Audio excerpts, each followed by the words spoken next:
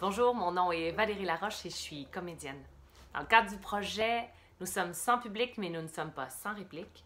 Je vous propose de vous partager ma réplique. Mais avant, il faut absolument que je fasse une petite mise en contexte.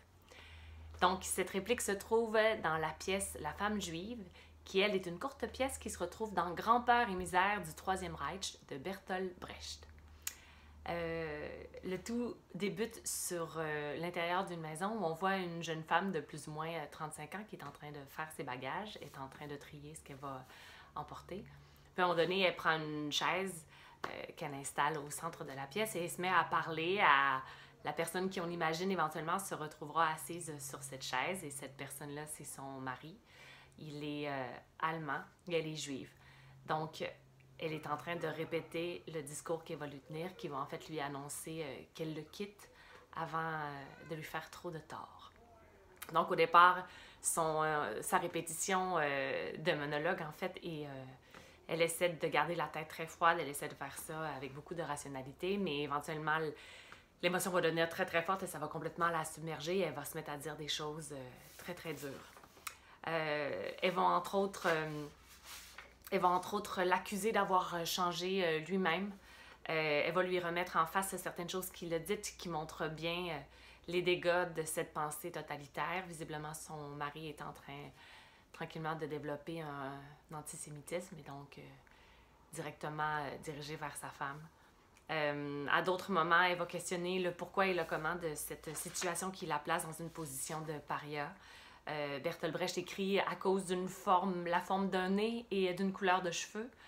Elle l'accuse de faire partie de ces hommes. Bertolt Brecht écrit c'est brutes que vous laissez vous commander, qui vous donnent le monde à conquérir, mais qui vous retirent le droit de choisir votre femme. Tout d'un coup, seules les femmes blondes auraient le droit de vivre. Et donc, ça va se poursuivre pendant d'assez longues minutes où elle va passer par des moments de très, très grande rage, incompréhension, désarroi.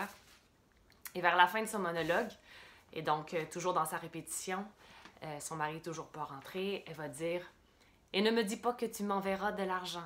Tu sais bien que tu ne pourras pas. Ne fais pas non plus comme si c'était seulement pour 3 semaines. Les choses ici dureront plus de 3 semaines, tu le sais, et je le sais aussi. Alors ne me dis pas, en somme, l'affaire de quelques semaines, en me donnant mon manteau de fourrure dont je n'aurai besoin que l'autre hiver. » Donc son monologue se termine pas longtemps après avoir dit ça.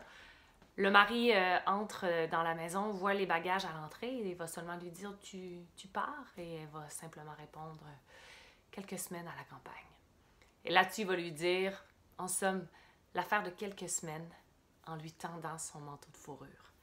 Et donc à ce moment-là, elle, lui, spectateur, comprennent que probablement, ils ne se reverront plus jamais, ou en tout cas, ça va définitivement être plus long que 3 semaines et il ne va pas la retenir, il va définitivement la laisser partir.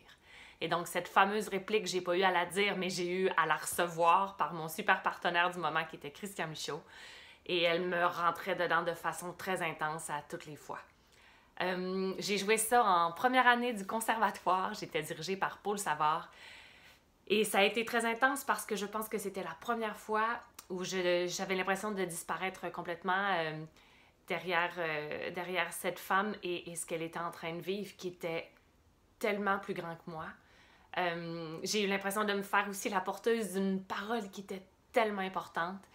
Je pense que c'était la première fois que je saisissais tout le potentiel pouvoir de notre métier, en fait, oui, en tant qu'acteur, mais aussi de porter une parole d'un auteur qui ont le devoir, je pense, de dire des choses pour nous faire nous humaniser de plus en plus. Bertolt Brecht va l'avoir fait avec beaucoup de talent, de sensibilité et d'intelligence. Et c'est ça, j'ai porté ça pendant très, très longtemps.